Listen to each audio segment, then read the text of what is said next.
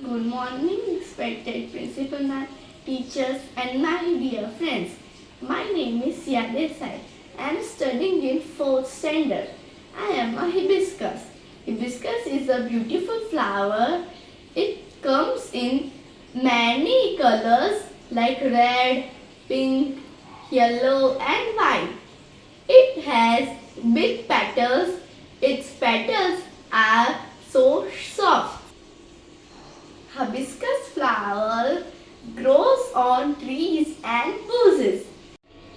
They make gardens beautiful and colorful. Butterflies and bees love to sit on me. Hibiscus flowers are used to worship and decorate temples. It is also used for hair conditioner. I like the hibiscus flower and I like you all children.